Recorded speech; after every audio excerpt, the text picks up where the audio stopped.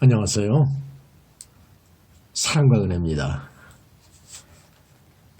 그동안 여러분의 큰 사랑과 호응 속에 소개해드렸던 김삿갓, 오늘은 80번째 시간으로 그 마지막 편을 낭독해드립니다. 지금까지 여러분께 낭독해드린 책은 모두 6권 한 질로 된 정비석 선생이 지은 책이었는데요. 긴 내용이었지만 눈 깜짝할 사이에 끝나버린 듯한 그런 느낌입니다. 물론 이것은 낭독을 한 저만의 느낌은 아닐 것입니다. 그만큼 김삿갓의 이야기는 재미있었습니다. 김삿갓이 만나는 사람들과의 인연도 가지각색으로 흥미가 있었지만은 그것보다는 팔도강산을 누비면서 느낀 감흥과 수많은 사람들과의 만남 속에서 순수하게 터져나온 그의 해맑은 시에 누구라도 아름다운 운율과 기쁨을 느낄 수가 있었을 것입니다. 그것은 아마 순수한 영혼에서 터져나온 때묻지 않은 목소리였기 때문일 것입니다. 그래서 누구라도 김삿갓의 시를 읊으면 속세에 물들었던 온갖 욕망과 거친 마음조차 정화될 수 있었지 않았나 하는 생각입니다.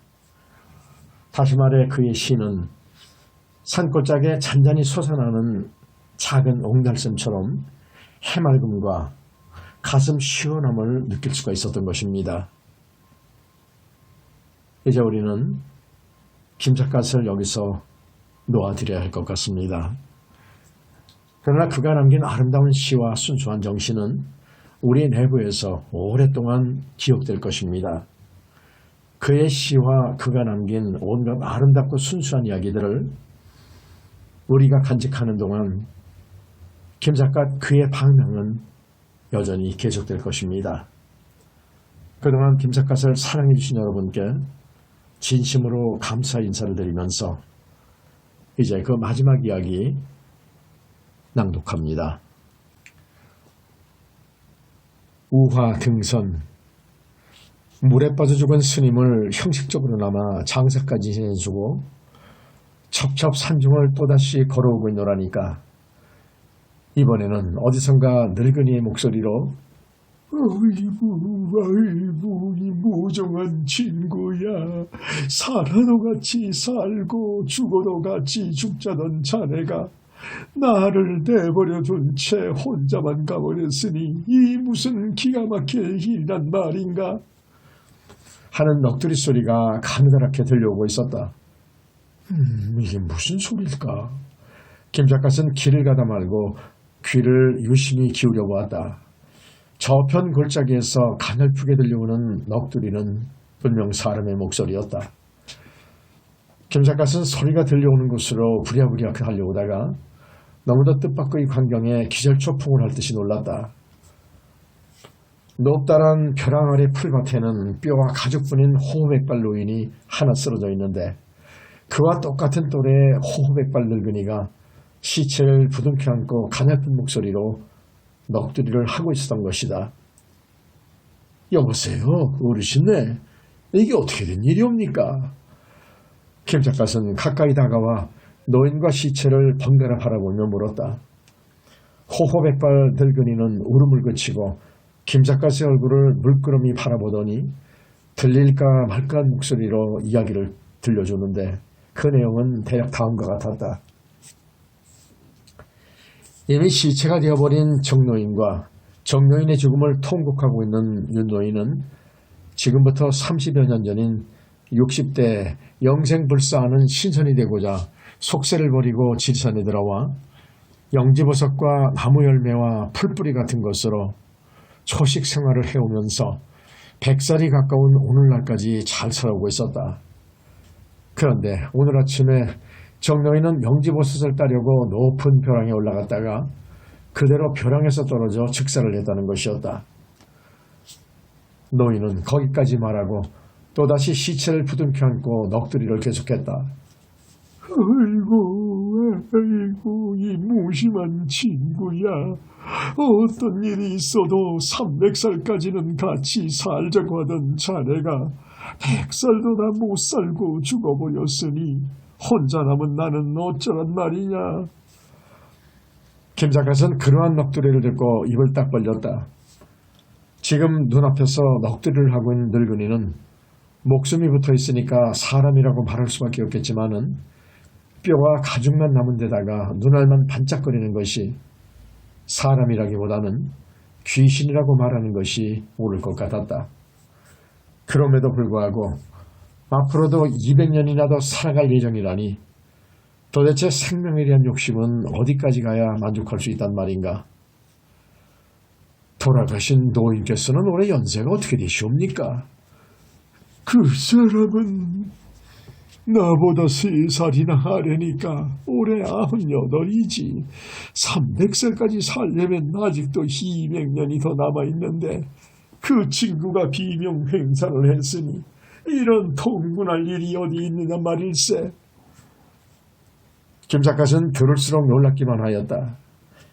옛날 시에 이런 말이 있다.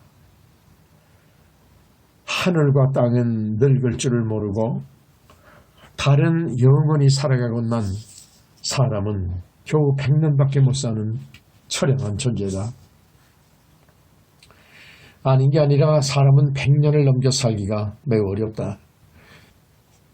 그런데 윤노인 자신은 이미 100년을 넘겨 살았을 뿐만 아니라 98살에 죽은 친구를 비명 행사라고 말하고 있으니 그래도 말이 되는 것일까?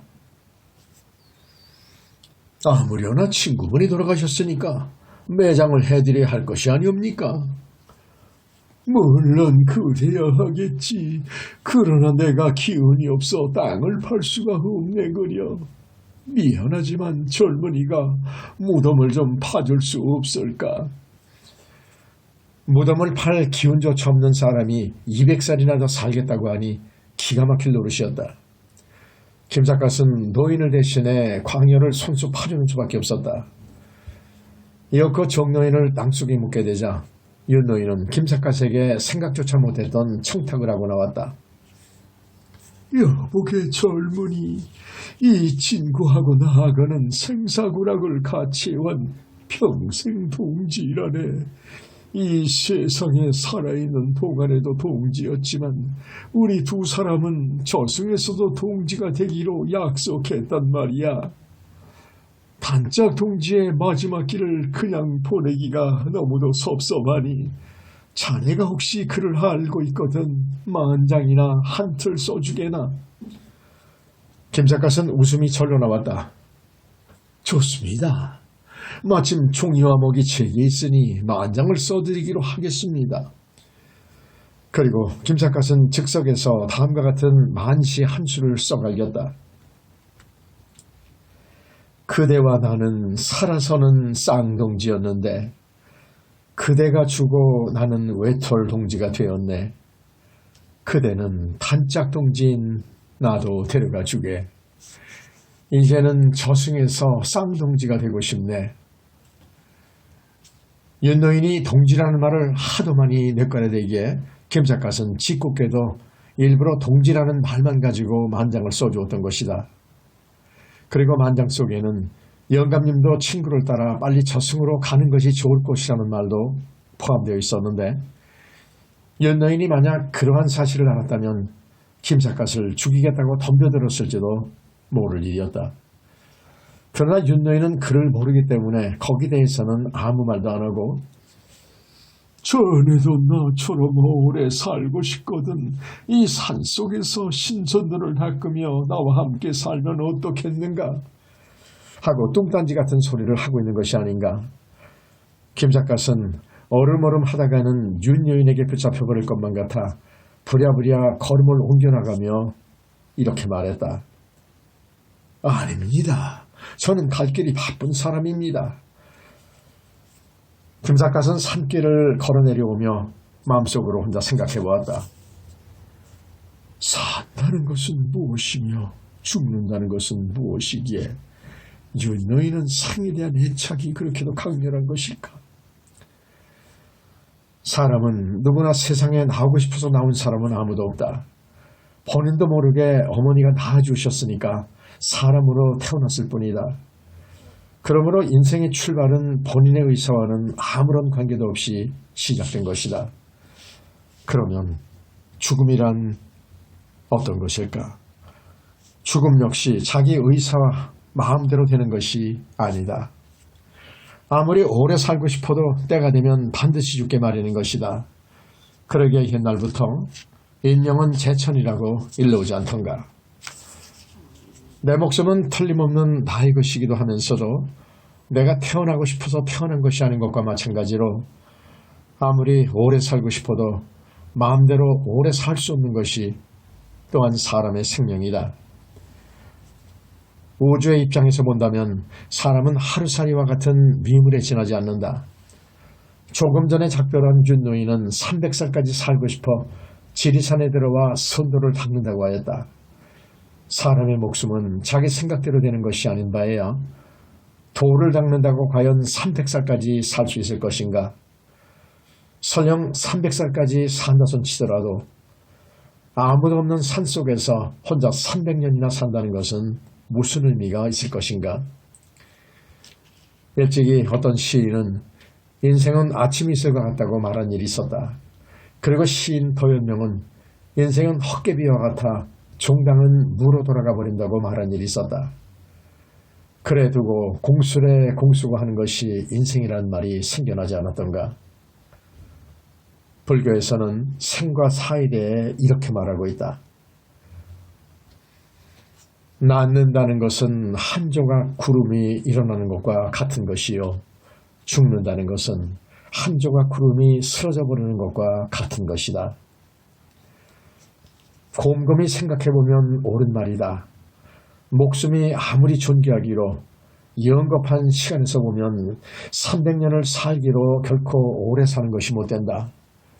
그리고 돈이 아무리 소중한 것이라고 하기로 죽을 때에는 한 푼도 가지고 가지 못한다. 그렇게 따지고 보면 사람의 욕망처럼 허무한 것은 없는 것 같았다. 일체의 욕망을 버리고 사는 날까지 마음 편하게 사는 것만이 가장 자연스러운 인생의 길이 아닐까 싶었던 것이다. 김삿갓이 거기까지 생각하며 무심히 걸어오다 보니 문득 눈앞에 장승 한 쌍이 우뚝 서 있는 것이 눈에 띄었다. 진주까지의 이정표를 알려주는 장승이었다. 진주 촉성로까지는 10리밖에 안 되는가? 이제는 진주에 다 왔구나. 김삿갓은 진주에 도착하자마자 우선 촉성로부터 구경하기로 하였다. 동국여지 승람을 보면 하련의 촉성로 기문에 이런 말이 나온다. 촉성로는 진주성 남쪽 벼랑 위에 하늘 높이 솟아있다. 벼랑 아래로는 남강물이 도도하게 흐르고 강 건너편에는 대나무 숲이 우거져 있고 대나무 숲이 끝나는 강가에는 하얀 모래밭이 길게 연결돼 있어 자연 풍광이 마치 한 폭의 그림처럼 아름답다. 그 옛날 하륜이 말한 대로 촉성로의 풍경은 과연 아름답기 그지없었다. 임진왜란 당시 진주성은 피하간에 운명을 걸고 싸운 가장 치열했던 격전지였다. 그러기에 외적도 총력을 기울여 공격해 왔었지만은 아군도 전라병사 황진과 경상병사 최경희와 의병장 김천일 등이 전력을 기울여 방어해 오다가 마침내 세 장사가 모두 비장하게 전사한 것이 바로 촉성로가 아니었던가. 촉성로는 역사적으로 그렇게 유서 깊은 곳인지라 타락 위에는 시인 묵객들의 현판시가 수없이 걸려 있었다. 김삿갓은 타락 위에 걸려있는 시들을 모조리 읽어내려오다 인조 때의 명신이었던 홍만조의 다음과 같은 시를 소리내어 읊었다. 천척 높은 벼랑 위엔 타락이 솟아있고 벼랑 아래 긴 강에선 여울이 흐느낀다. 지난 일 꾸미련 듯 싸움터는 말이 없어 저무는 구름 쌓이는 모두가 시름이네. 촉성로 위에서 강을 굽어보니 어느덧 가을이 깊어 공중에는 낙엽이 휘날리고 있었다. 저 멀리 성벽 밑에서 하얀 연기가 모락모락 솟아오르는 것은 아마도 어느 촌가에서 저녁을 짓는 연기이리라. 오늘도 어느새 하루해가 또 저물어오는구나. 오늘 밤은 누구의 집에서 신세를 져야 하는고. 김삿갓은 예전에는 아무리 날이 저물어도 잠자리를 걱정해본 일은 없었다. 어느 집에서나 찬밥 한 술 얻어먹고 아무 데서나 쓰러져 자면 그만하기 때문이었다. 그러나 근래 해수병이 시작되면서부터는 사정이 크게 달라졌다. 찬방에서 자기만 하면 기침이 심하게 날 뿐 아니라 전신에 이상한 동통이 발동하여 견딜 수 없었던 것이다. 그렇다고 김삿갓에게 따뜻한 방을 제공해 줄 사람이 누가 있을 것인가. 아무려나 어디선가 밥만은 얻어먹어야 하겠기에 다락에서 막 일어서는데 벼랑간 누군가가 앞을 막고 나서며 아니 이거 사컷선생 아니요. 남항하처 불상봉이라 사컷선생을 여기서 또 만날 줄은 정말 몰랐소이다. 하고 큰 소리로 외치는 사람이 있었다. 김삿갓도 상대방의 얼굴을 마주보다가 소스라치게 놀란다. 아니 이거 노형은 우국지사가 아니요. 우리가 평양 연광정에서 만나고 나서 이게 몇 년 만이요. 우국지사도 김삿갓의 손을 움켜잡으며 감격스럽게 말했다. 우리가 연광정에서 만난 것은 벌써 20여 년 전 일이요. 그로부터 20여 년이 지난 오늘날 이번에는 진주 촉성로에서 다시 만나게 되었으니 세상에 이런 기후가 어디 있단 말이요. 20여 년 만에 해우 상봉이고 보니 모두가 놀란 것은 너무도 당연한 일이었다. 그러면 우국지사란 도대체 어떤 사람이었던가? 그는 이북천이라는 어엿한 법명을 가지고 있는 풍객이었다. 평양 연광정에서 김삿갓을 처음 만났을 때 그는 땅을 두드리며 다음과 같이 비분 강기한 일이 있었다. 우리가 임진년에 외놈들한테 침략을 당하게 된 것은 그 당시 벼슬아치들이 사색 붕당에만 정신이 팔려 나라를 국통할 줄을 몰랐기 때문이었어. 그래서 나는 이제부터 전국 각지로 돌아다니며 임진왜란 유적지를 샅샅이 돌아보고 나서 파사현정의 대정치가가 될 생각이요. 그때 이북천은 우국지정이 너무도 흘러넘쳤기 때문에 김삿갓은 농담삼아 오늘부터 노형은 이북천이라는 법명 대신에 우국지사라고 부르는 게 좋겠소 하고 말한 일이 있었다. 그러한 과거를 가진 두 사람이 20여 년 만에 진주 촉성로에서 다시 만났으니 피차가 기쁠 것은 말할 것도 없었다. 나도 많이 늙었지만 우국지사도 백발이 성성해진 것을 보니 그동안에 많이 늙으셨구려. 인정서정 없이 미루덕치는 세월이야 난들 어찌 막아낼 수 있겠소이까. 그리고 나서 우국지사는 호주머니 사정이 넉넉한지 우리 어디 가서 술을 나누며 쌓였던 회포를 마음껏 풀어보기로 합시다 하고 김삿갓을 술집으로 잡아끄는 것이었다. 김삿갓도 술을 마다고 할 턱이 없었다. 남강물이 바로 눈앞에 굽어 보이는 촉성로 담벼락 밑에 유천이라는 주막이 하나 있었다. 김삿갓은 우국지사와 함께 술집으로 들어오다가 간판을 보고 주모를 이렇게 나무라 주었다. 이 사람아, 전쟁터에서 군사가 많이 죽은 것을 유열성천이라고 한다네. 여기는 임진왜란 때 외놈들을 많이 죽인 곳이니까 이왕 주막 이름을 유열성천이라고 할 일이지. 왜 단순히 유천이라고 했는가? 주모가 웃으며 대답했다. 그렇잖아도 주막 이름을 유열성천이라고 할 생각이었는데 너무 비참하다고 해서 유천이라고 했다우. 김삿갓은 술이 거나하게 취해오자 문득 옛날 일이 머리에 떠올라 우국지사에게 이렇게 물어보았다. 참 노형은 그 옛날 임진왜란 유적지를 탐방하면서 나는 언젠가는 파사현정의 정치가가 되겠노라고 호언했던 일이 있지 않소. 만약 그때의 장담이 그대로 실현되었다면 지금쯤은 정치가가 되었어야 할 일인데 도대체 그 꿈은 어떻게 되셨소? 우국지사는 뜻밖의 질문에 쓸쓸하게 웃었다. 그것은 젊은 날의 객기에 지나지 않았던 호언장담이었지요.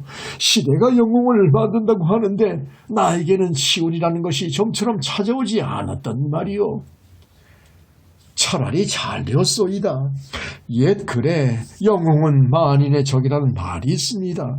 많은 사람들에게 미움을 사면서 그까지 영웅이 되어 무엇하오. 서커 선생은 워낙 달고하는 신양반이니까 영웅을 우습게 여기시겠지만 나 같은 성물에게는 영웅이란 그야말로 대단하게 보이는 인물이라고. 그러나 영웅이 되려면 반드시 시운이 따라야 하는 거예요. 오국지사는 그렇게 탄식하며 술을 한 잔 쭉 들이키고 나더니 즉석에서 다음과 같은 즉흥시 한 수를 읊어보이는 것이었다. 지사가 때를 만나기 어려움은 미인이 방명한 것과 같도다. 내 평생 아무것도 한 일이 없는데 머리가 백발이니 이를 어찌 하리요. 김삿갓은 그 시를 읽어보고 우국지사는 아직도 속세에 대한 미련이 어디에 모르게 남아있구나 싶어 적이 서글픈 기분이었다. 그리하여 우국지사의 그와 같은 미련을 떨쳐주기 위해서 얼른 이렇게 말했다. 소동파의 시에 살아있을 때의 부귀는 풀잎에 있으리요 죽은 뒤에도 풍류는 밭두렁의 꽃과 같다라는 말이 있어. 노형이나 나나 우리가 이미 백발이 다 되었는데 이제 앞으로 살면 얼마나 더 살겠다고 무엇을 바랄 것이요.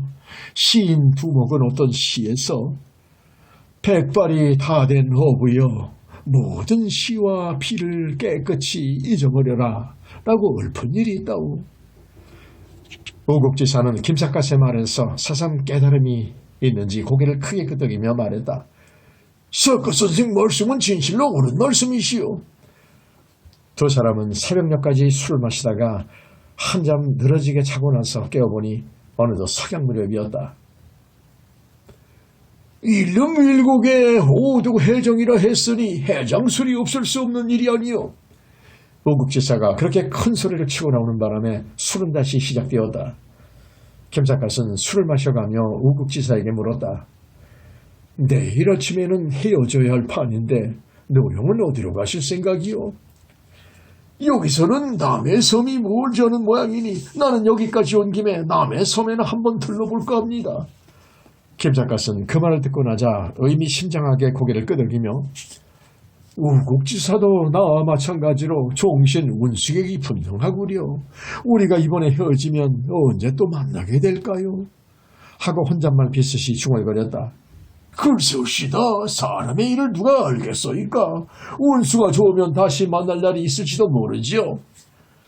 대답은 그렇게 하면서도 다시 만날 기회가 또 있으리라고는 누구도 생각하지 않았다.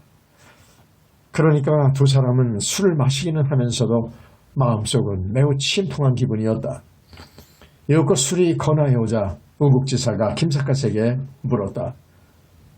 석그 선생은 내일 어디로 가실 생각이시오? 김삿갓은 잠시 생각하는 빛을 보이다가 나는 건강이 좋지 않아 이번 겨울만은 따뜻한 지방에서 편히 쉬고 싶지만 그럴 만한 곳이 있어야 말이지요. 우국지사는 그 말을 듣고 나더니 눈을 커다랗게 떠보였다. 그렇다면 마침 잘 됐소이다. 강진 거울에는 안복경이라는 진짜 친구가 있어. 내가 그 친구에게 편지를 써드릴 테니 이번 겨울은 그 친구 집에서 편히 쉬도록 하시오. 고맙소이다. 그렇게 폐해를 끼쳐도 괜찮을 사람인지요.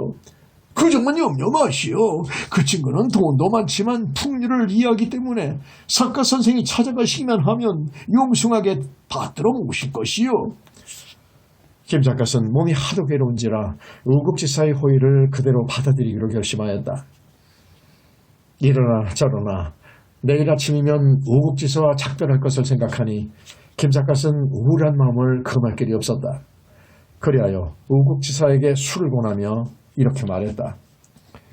우리가 이번에 헤어지면 영원히 만나지 못할 것 같은 예감이 드는데 노형은 어떻게 생각하시오? 우국지사는 고개를 힘차게 흔들면서 말했다. 석가 선생은 무슨 말씀을 그렇게 하시오? 설사 내일 죽는 한이 있어도 사람은 모름지기 희망을 가지고 살아야 합니다. 두 사람이 술을 정신없이 마시다 보니 어느새 새벽을 알리는 달개 울음소리가 들려오고 있었다. 그러자 김삿갓은 우국지사를 바라보며 이렇게 말했다. 이제 우리는 헤어져야 할 때가 왔소이다. 이번에 헤어지면 다시는 만나기 어려울 것 같은 예감이 드는구려. 김 작가는 어쩐지 오늘의 작별이 최후의 이별이 될 것만 같아 슬픈 마음을 금할 길이 없었다. 그러한 예감을 느끼기는 피차가 일반인지 우국지사도 잠시 말이 없다가 예, 여보시오. 작가 선생은 누구를 울려보려고 그런 말씀을 하시오. 설사 고대 죽는 한이 있어도 최후의 순간까지 사람은 희망을 가지고 살아야 한단 말이오. 하고 일부러 어깨를 으쓱거리며 허세를 떨어 보이기까지 하는 것이었다. 그러나 김 작가는 고개를 좌우로 흔들며 조용히 말했다. 날이 밝으면 우리들은 어차피 헤어져야 할 것이요. 우리가 두 번 다시 만나기는 어려울지 모르나 내가 이별의 시를 한 수 굵기로 하겠소. 그리고 김 작가는 다음과 같은 시를 서글픈 어조로 읊기 시작하였다. 비입은 강계 잘하는 우국지사와 촉성루 타락에서 다시 만나는데 차가운 연기는 담섭에 아롱지고 가랑잎은 모래밭에 뒹굴고 있어. 우리들은 본래의 뜻은 서로 틀려도 마음은 하나건만 이미 백발이 되었소. 그대 내일 아침 남해로 떠나가면 강산에는 어느덧 가을이 깊어오리. 영원한 이별을 상징적으로 노래한 너무도 처량한 시였다. 우국지사도 그 시를 듣고 나자 가슴이 미어져오는지 한동안 무거운 침묵에 잠겨 있었다. 그러다가 문득 당나라의 시인 고적이 친구를 멀리 보내며 읊었다는 다음과 같은 시를 서글픈 목소리로 읊어대었다. 누런 구름 길게 뻗어 하루해가 저무는데 북풍에 기러기 날고 눈발이 사납구나. 가는 곳에 친구가 없다 걱정하지 마오. 천하의 그대를 어느 누가 모르리요. 사람이 산다는 것은 만나고 헤어지는 일을 뜻하는 말인지도 모른다. 한 번 만난 사람은 생별이든 사별이든 간에 반드시 헤어지게 마련이다. 김 작가는 오늘까지 무수한 이별 속에서 살아왔다.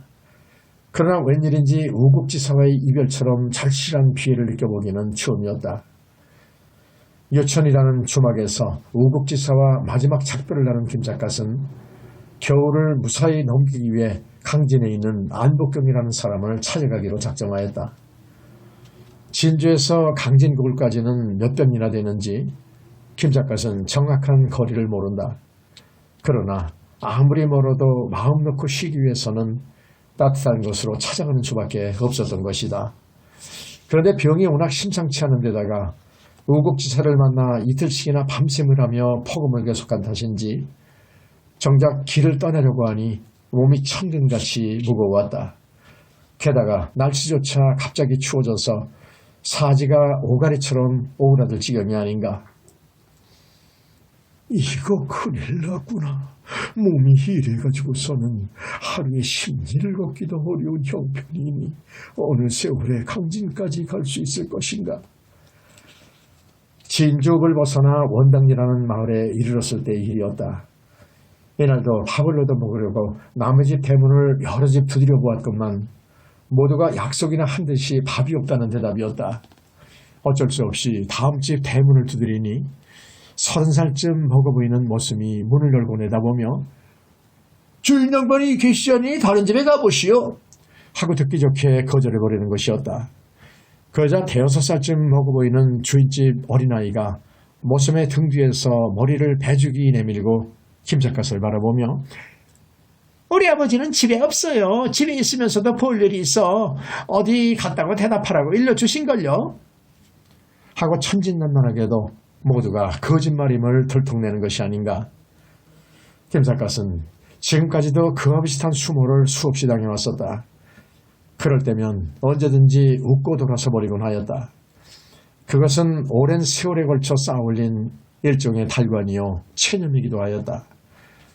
깨달음의 세계란 어쩌면 그와 같은 세속적인 수모를 웃어넘길 수 있는 배짱을 의미하는 말인지도 모른다. 그러나 이날만은 몸이 괴로워 신경이 날카로워진 탓인지 그들의 멀쩡한 거짓말에 화감 없이 치밀어 올랐다. 그리하여 굳게 닫혀진 대문을 노려보며 즉석에서 다음과 같은 분노의 욕실을 한술 퍼대었다. 진주 원당리라는 마을에서 지나가던 나그네 밥을 구걸했더니 머슴은 주인이 없다고 말하고 아이는 아비가 볼 일로 어디 갔다네. 이런 일은 우리나라에서 처음 있는 일. 원당리는 경상도에서 제일 나쁜 곳. 우리는 동방에서 예의 바른 나라건만 세상 인심 이렇게도 나쁠 수가 있을까? 김 작가는 날이 갈수록 몸이 괴로워 견딜 수 없었다. 그리하여 어떤 때에는 절간으로 찾아들어가 10여일 동안 몸조리를 하기도 하였고 또 어떤 때에는 서당방에서 4, 5일씩 쉬기도 하였다. 그러면서도 끈질기게 강진고를 향해 한 걸음씩 다가오고 있었다. 강진까지 가야만 안복경이라는 사람을 만나 겨울을 편히 지낼 수 있다고 생각되었기 때문이었다. 이해도 저물어가는 석 달 중순께의 일이었다. 김 작가는 이날도 저녁을 얻어먹으려고 어느 기와집으로 찾아 들어가니 마침 그날이 그 집 제삿날이어서 많은 친척들이 음식을 차리느라고 법석을 떨고 있었다. 그 집은 돈도 많은 데다가 제사를 지내는 법도가 엄격한지 밤이 익숙해오자 예복을 제대로 입은 헌관이나 집사니 하는 사람들이 꾸역꾸역 모여들고 있었다. 옳다 됐다. 제사를 지낸 뒤에는 을의 음복을 나눠 먹을 테니 그때는 나도 만나는 음식을 푸짐하게 얻어먹을 수 있게 되었구나. 김 작가는 자기 나름대로 잔뜩 기대를 가지고 한강방에 혼자 누워 제사가 끝나기만을 기다리고 있었다. 음복 얻어먹을 생각에 잠이 오지 않았던 것이다. 그런데 이 무슨 기대에 어긋나는 처사일까? 주인집 일가 친척들은 제사가 끝나자 안방과 사랑방에서 저희끼리만 음복을 나눠 먹을 뿐 김 작가 따위는 안중에도 없는지 개다리 소반에 떡 한 그릇과 김치와 숙주나물 한 접시만 덜렁 놓아 내다 주는 것이 아닌가. 이게 웬일이야. 빌어먹을 놈들. 조상의 제사를 지냈으면 음복 많은 손님에게도 똑같이 나눠줘야 하는 일인데 사람을 이렇게까지 차별할 수 있을까? 그런 심보를 가지고 어떻게 조상의 음덕을 바란단 말인가. 김 작가는 홧김에 욕이 절로 나왔다. 그리하여 즉석에서 다음과 같이 해괴망측한 욕설시를 한술 퍼대었다. 해마다 석 달 보름날 밤은 그대 집 제삿날임을 잘 알고 있노라. 제상에 올린 것은 칼을 잘 쓰는 음식이요 헌관과 집사들은 모두 엎드려 하려네. 무심히 읽어보면 제사 지내는 광경을 설명한 것처럼 들리는 시였다. 그러나 일곱자 사행으로 되어 있는 이 시의 마지막 석자씩을 시험삼아 따로따로 떼어 읽어보면 모두가 해괴망측한 욕설임을 알 수가 있다. 넉줄이 모두 시보야, 내자지, 용도질, 개구알 등등 욕설로 되어 있으니 얼마나 놀라운 욕인가 말이다. 한시로서도 뜻이 제대로 통하면서 우리말 발음으로는 욕설이 될 수 있게 양수겹장의 시를 써놓았으니 그러한 재주는 김 작가 같은 천재 시인이 아니고서는 누구도 불가능한 일이었던 것이다. 한시로서도 뜻이 제대로 통하면서 우리말 발음으로는 욕설이 될 수 있게 양수겹장의 시를 써놓았으니 그러한 재주는 김 작가 같은 천재 시인이 아니고서는 누구도 불가능한 일이었던 것이다. 김 작가씨 병든 몸을 이끌고 고생해가며 강진거울에 도착한 것은 그 해도 저물어가는 석 달 금운께 무렵이었다. 안복경 진사는 우국지사의 소개장을 자세히 읽어보고 김 작가씨의 내방을 크게 반가워하면서 그렇잖아도 어젯밤 꿈자리가 좋길래 오늘은 무슨 좋은 일이 있을려나 생각하고 있었습니다. 설마 작가선생처럼 고명하신 어른이 찾아와 주실 줄은 정말 몰랐습니다. 무척 필요하신 모양이니 어서 들어가십시다. 하고 큰 사랑으로 모셔들었다. 그러면서 초면 인사를 정중히 나누고 나서 다시 이렇게 말하는 것이었다. 사과 선생을 직접 만나뵙기는 오늘이 처음입니다. 그러나 선생의 선성은 진작부터 받들어 모셔왔었습니다. 이 북천공의 소개 편지에 의하면 선생은 몹시 불편하다고 하셨으니 이번 겨울은 저희 집에서 편히 수양하도록 하시옵소서. 강진이라는 곳은 겨울에도 추위를 모르는 따뜻한 곳이옵니다. 김 작가는 안진사의 특별 배려가 고맙기 그지없었다. 아니게 아니라 강진거울은 뒤에는 산이 있고 앞으로는 바다가 바라보여서 병자가 몸을 수양하는 데는 안성맞춤의 휴양지였다. 더구나 김 작가의 마음을 더 기쁘게 해주는 것은 안진사댁 뒷산 언덕 위에 조망이 기막히게 좋은 망해루라는 누각이 있는 것이었다. 망해루는 고려 때부터 전해 내려오는 유서 깊은 누각인데 다락 위에서 멀리 바다를 내다보는 풍경이 얼마나 좋은지 고려 시인 김극기는 그 누각 위에 다음과 같은 시를 써 걸어놓고 있었다. 다락 위에서 바라보는 온갖 경치는 모두가 뛰어나 티끌도 깃들지 못하네. 산빛은 예와 다름없이 묵직하건만 화려한 못은 끊임없이 새롭게 바뀐다. 좋은 꽃은 아리따운 기생보다 곱고 긴 대나무는 귀한 손님처럼 의젓하다. 날마다 시를 읊으며 즐겁게 지내노니 참된 사람은 마땅히 그래야 할 것이다. 자고로 옛날 선비들은 대나무를 무척 귀하게 여겨왔었다. 중림칠연이라는 말도 그래서 생겨난 말이다. 김 작가는 망해를 위해서 대나무 숲을 바라보다가 문득 백낙천의 다음과 같은 시구를 연상하였다. 그대는 대나무 숲 서원에서 한가하게 지내게 나는 꽃 있는 정자에서 가는 봄을 술로 보내리. 옛날 시인들은 몸은 비록 멀리 떨어져 있어도 마음은 항상 하나로 왕래하고 있음을 알 수 있는 시인 것이다. 김 작가는 안진사와 날마다 글 토론도 하고 소풍도 같이 다니는 동안에 그의 인품을 속속들이 알아볼 수 있게 되었다. 안진사는 돈이 많아도 교사하지 않았고 지식이 풍부하면서도 결코 아는 척하지 않았다. 한가할 때에는 들에 나가 농사꾼들과 어울리기도 하였고 훈장이 나들이를 갔을 때에는 서당에서 아이들에게 글을 가르쳐주기도 하였다. 그는 안심인명 사상이 몸에 배어있는 처사형 군자였던 것이다. 그는 바둑을 좋아했다. 그러나 바둑을 둘 때에도 결코 승부에 집착하지 않고 언제든지 대세에 순응하는 정수만을 두어 나갔다. 그러기에 마을 사람들은 누구나 그를 진심으로 존경하였다. 안진사야말로 강진거울의 정신적인 영도자였던 것이다. 겨울이 가고 봄이 오는 어느 날 오후의 일이었다. 이날도 김 작가는 안진사와 함께 소풍을 다니다 보니 무슨 구경거리가 생겼는지 네거리 한복판에 많은 사람들이 모여 있었다. 가까이 다가와 보니 젊은이 두 사람이 네거리 한복판에서 내가 잘났느니 하고 피차간에 삿대질을 해가면서 언쟁을 하고 있는 것이 아닌가. 안진사는 그 광경을 보자 구경꾼들을 좌우로 갈라헤치고 싸우는 사람들 앞으로 다가와 점잖은 말로 이렇게 타이르는 것이었다. 이 사람들아, 자네들은 무슨 할 일이 없어 쓸데없는 이씨름을 하고 있는가? 자네들은 서로가 잘났다고 싸우는 모양인데 엄밀히 따지고 보면 세상에 잘난 사람이 어디 있고 못난 사람이 어디 있단 말인가? 누구를 막론하고 사람들은 잘난 점과 못난 점을 다 함께 가지고 있는 법이네. 못난 점을 고치면 누구나 잘난 사람이 될 수 있다는 말일세. 그러니까 자네들은 남의 못난 점을 쑤셔내려 들지 말고 자기 자신의 못난 점만 고쳐나가도록 하게. 그래야만 살기 좋은 세상이 될 수 있을 것이 아닌가.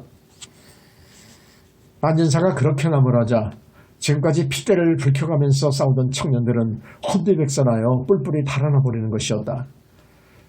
김 작가는 그 광경을 목격하고 내심 크게 감탄하였다. 그리하여 안진사의 인격을 간접적으로나마 예찬하는 뜻에서 다음과 같은 시를 읊은 일이 있었다. 물을 안고 산을 등진 선경 같은 마을에서 채마밭도 둘러보고 서당에도 들르네. 등잔불과 눈빛은 아직도 겨울인데 언덕 위 버들과 매화는 어느새 봄이로다. 날마다 한가롭게 바둑 친구만 만날 뿐 번거로움 싫어하고 아무 술도 안 마신다. 사람은 누구든지 몹쓸 사람 없으니 나쁜 점은 버리고 좋은 점만 취하게. 김삿갓이 고초하는 안진사 때 결당은 언제나 절간처럼 조용하였다. 뜰에는 조그만 연못이 있었다. 연못가에는 대나무도 있고 수초도 무성했지만은 물고기가 물속에서 자유롭게 헤엄쳐 다니는 것을 바라보는 것도 즐거운 일의 하나였다. 김삿갓은 어떤 때에는 연못가에서 개구리 소리를 들어가며 한나절을 무념무상의 경지에서 보내기도 하였고, 또 어떤 때에는 창가에 기대 앉아 달 구경으로 밤을 새울 때도 있었다.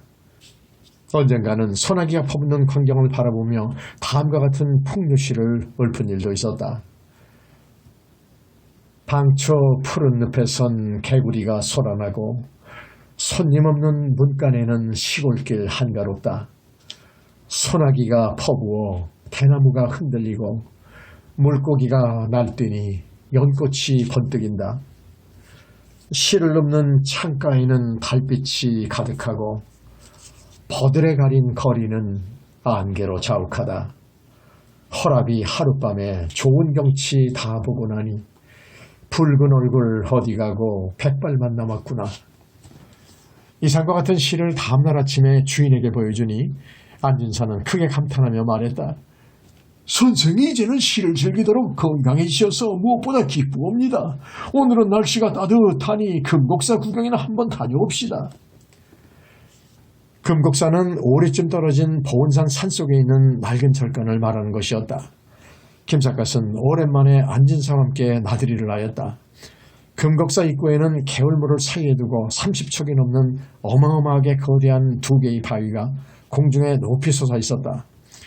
그 거대한 두 개의 바위는 마치 두 마리의 싸움닭이 금방 싸우기라도 할 듯이 서로가 날개죽지를 추스리고 마주 노려보고 있는 형상이었다. 이 두 개의 바위는 금방 싸울 것만 같은 형상이구려. 김삿갓이 바위를 바라보며 그렇게 말하자 안진사는 웃으며 대답했다. 그렇잖아도 이 지방 사람들은 옛날부터 이 두 개의 바위를 쟁계암이라고 불러오고 있답니다.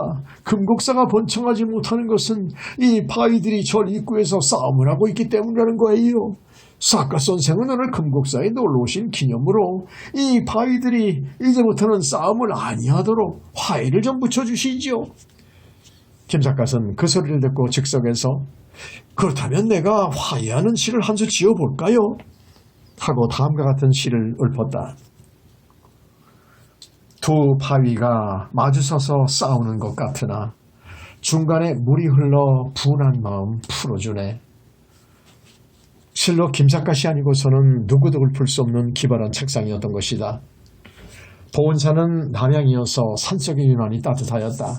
그래 그런지 산속에서는 어느새 진달래꽃이 피기 시작하였다.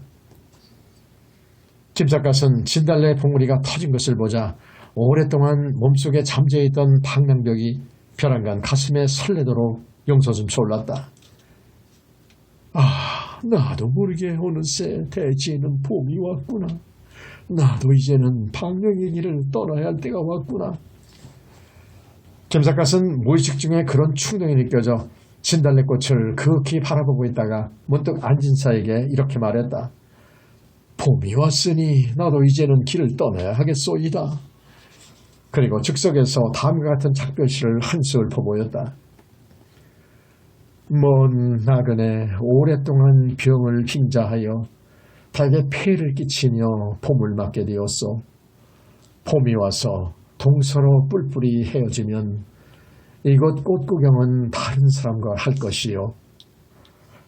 김삿갓은 길 떠날 결심을 한 수의 시로서 주인에게 알려준 것이다. 안진사는 김삿갓의 시를 들어보고 크게 놀랐다. 선생이 여기를 떠나신다니 무슨 말씀이시오? 건강히 쾌유하시려면 아직도 멀었습니다. 지금 길을 떠나셔서는 안 되시옵니다. 안진사는 길을 쓰고 만류하였다. 그러나 한번 결심한 이상 누가 무슨 소리를 하거나 그냥 눌러있을 김삿갓은 아니었다.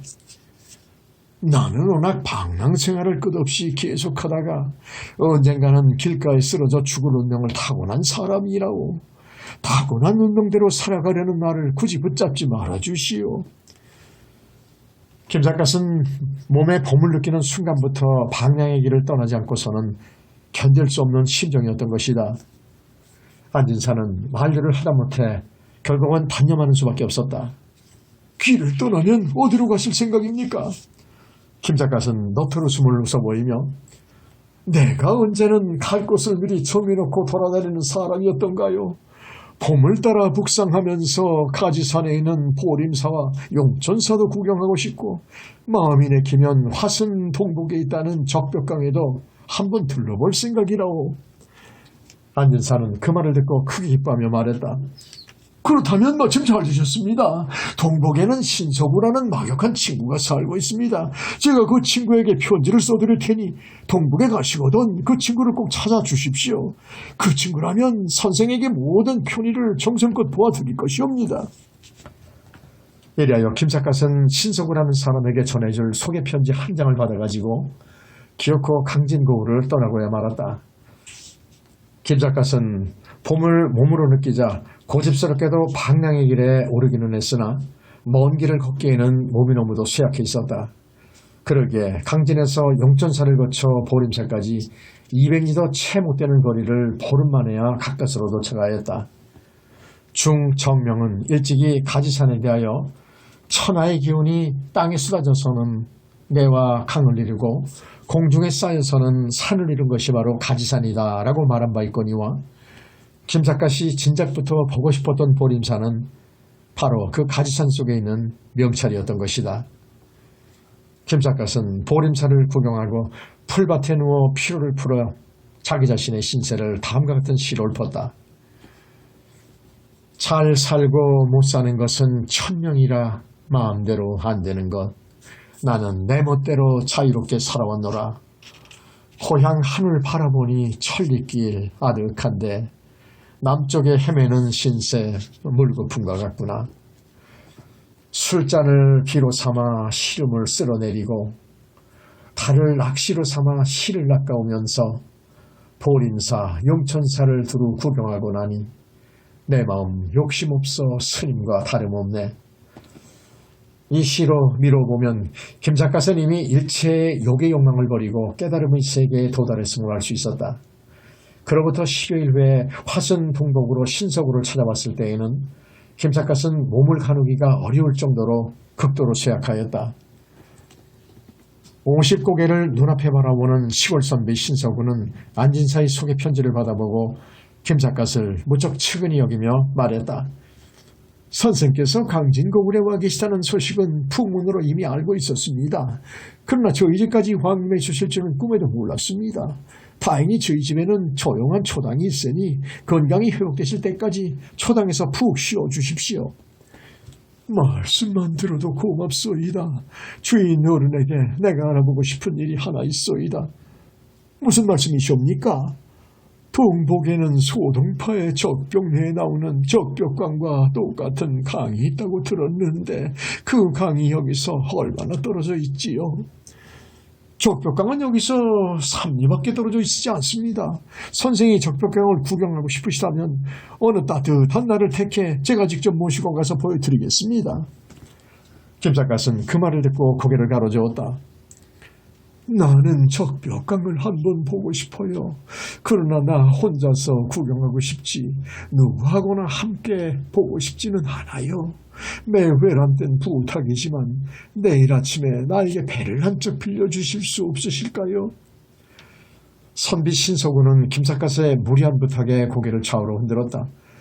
불편하신 몸으로 배를 어떻게 혼자 타시옵니까? 적벽강을 내일 중으로 기어이 구경하고 싶으시다면 제가 직접 모시고 가겠습니다. 그러나 김삿갓은 고개를 힘차게 내저었다. 좋은 경치를 내 마음대로 즐기려면 옆에 방해자가 있어서는 안 되는 거예요. 옛날 시에 꽃은 웃어도 소리가 들리지 않고 새는 울어도 눈물은 보기 어렵다. 이런 시가 있지요. 그러나 자연과 완전히 동화되어버린 시인은 들리지 않는 꽃의 웃음소리를 들을 수 있고 보이지 않는 새의 눈물도 볼 수 있다고 나는 생각해요. 꽃의 웃음소리도 듣고 새의 눈물도 보려면 옆에 방해하는 자빈이 있어서는 안 되는 거예요. 그러니까 내일은 나 혼자만 배를 탈 수 있도록 나에게 배 한 척만 알선해 주세요. 김삿갓이 그렇게 고집을 부리므로 신속으로서는 그 이상 어찌할 도리가 없었다. 그리하여 다음날은 적벽강 나루터까지 모시고 와서 김삿갓 혼자만 배를 타게 해주었다. 배는 조그마한 놀이배였다. 물 위에 둥둥 떠도는 배는 노를 젓지 않아도 흐름을 따라 조금씩 아래로 떠내려가고 있었다. 서동파의 적벽루라는 글을 보면 맑은 바람은 서서히 불어오고 물결은 일어나지 않아 망망한 물 위로 떠가노라면 마치 바람을 타고 허공에 둥둥 떠있는 것만 같다는 말이 나오거니와 지금의 김삿갓은 그 옛날 소동파가 적벽강에서 누려온 즐거움을 그대로 누리고 있는 것이다. 그는 배를 타고 둥둥 떠내려가다가 문득 주자의 연시를 연상하였다. 냇물 흐르는 푸른 산머리를 지나오니 하늘과 물 모두가 가을 일색이로다. 티끌 세상은 아득히 멀리 떨어져 있어 흰 구름과 단풍이 한가롭기만 하구나. 솔솔 불어오는 강바람의 상쾌함을 느끼며 푸른 하늘과 하얀 구름을 극히 바라보고 있노라니 여기가 바로 성경이 아닌가 싶었다. 옛날 시에 신선은 사람을 싫어한다는 말이 있거니와 천장지활한 대자연 속에 일여편지를 띄워놓고 삼남한상을 허심히 바라보고 있노라니 이제부터는 밥을 빌어먹기 위해 남의 집 대문을 두드릴 필요도 없고 잠자리를 구하기 위해 이곳저곳으로 헤매고 돌아다닐 필요도 없을 것 같았다. 여기가 바로 나의 안식처였구나. 김삿갓은 문득 그런 생각이 들어 배 위에 편히 누워 저 멀리 하늘을 우러러보았다. 넓은 하늘에는 하얀 구름이 한가롭게 떠돌고 있었다. 푸른 하늘에 떠도는 구름을 무심히 바라보고 있노라니 문득 어디선가 아름다운 새소리가 들려오는 것 같았다. 그리하여 김삿갓은 예시 한 수를 또 연상하였다. 구름은 넓고 넓은 데를 어디로 가는고 하늘가 아득히 난새 소리 들려오네. 하얀 구름을 극히 바라보고 있자니 눈꺼풀이 무겁고 감겨왔다. 이제는 눈을 뜨고 있기조차 힘이 겨울 정도로 기진맥진했던 것이다. 눈을 감으니 난새 소리가 한결 분명하게 들려오는 것 같았다.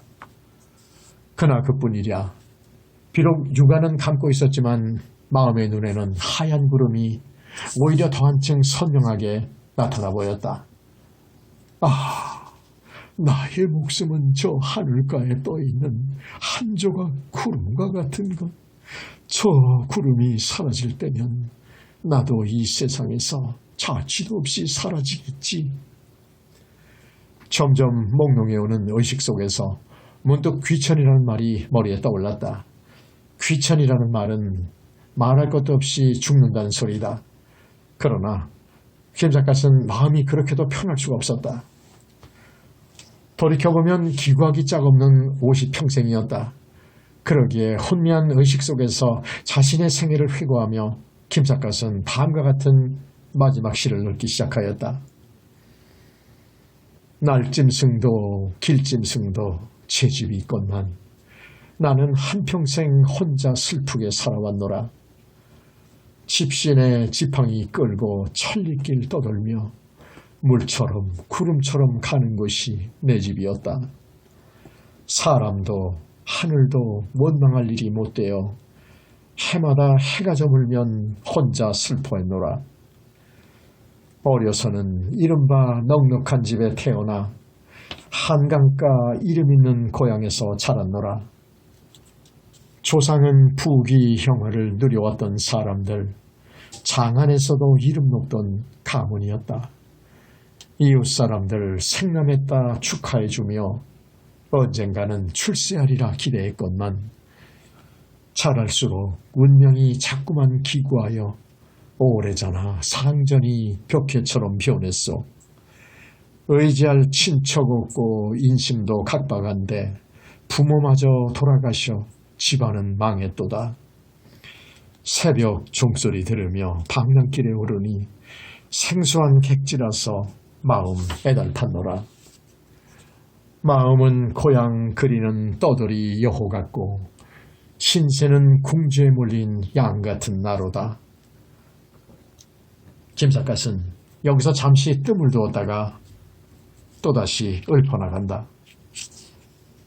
남쪽 지방은 자고로 과객이 많은 곳, 부평초처럼 떠돌아가기 몇몇해던 곳, 머리 굽신거림이 어찌 내 본성이리요. 먹고 살아가기 위해 버릇이 되었도다. 그런 중에도 세월은 속절없이 흘러가 삼각산 푸른 모습 생각할수록 아득하네. 떠돌며 구걸한 집 수없이 많았으나 풍월 없는 행랑은 언제나 비었도다. 큰 부자 작은 부자 고루 찾아다니며 후하고 박한 가풍 모조리 맛보았노라. 신세가 기구해 남의 눈총만 받다 보니 흐르는 세월 속에 머리만 휘었도다. 돌아가자니 어렵고 머무르기도 어려워 노상에서 방황하기 몇 날 몇 해이던고. 김삿갓은 여기까지 씹으려 보다가 마침내 기운이 지내 입을 다물어 버리고 말았다. 때와 장소를 가리지 않고 언제든지 응구첩대로 시를 읊어댄 것은 그의 타고난 천품이었다. 그러나 이제는 시를 읊을 기력조차 없어져 버렸던 것이다. 그리하여 눈을 감은 채 오랫동안 무거운 침묵에 잠겨버리고 말았다. 배는 가벼운 바람에 조금씩 흔들리고 있었다. 소동파의 적벽부에 보면은 바람이 가볍게 불어 세상을 잇고 독립한 채 신선이 되어 하늘로 올라가는 것 같다는 말이 나온다. 김삿갓은 지금 가벼운 물결에 흔들리며 신선이 되어 하늘로 올라가는 꿈을 꾸고 있는지도 모를 일이었다. 이윽고 눈을 감고 있는 김삿갓의 심 안에는 허련 한 조각 하얀 구름이 떠올라 보였다. 그리고 잠시 후에는 누군가가 그 구름을 타고 하늘로 올라가며 저 하얀 구름을 타고 신선이 되어 하늘로 올라간다 하고 읊조리는 소리가 분명하게 들려왔다. 김삿갓은 그 소리가 들려오자 벼랑간 몸을 꿈틀하며 승피 백운 우화 등선 하고 입속말로 뇌까리다가 다음 순간 마지막 숨을 거둬버리고 말았다. 이리하여 삼천리 방방곡곡을 두루 편답하며 수많은 시를 뿌려놓던 천재시인 김삿갓은 마침내 전라도 동복 적벽강 범선 위에서 영구 귀천했으니 때는 철종 14년 1863년 3월 29일이여 향년 56세였었다.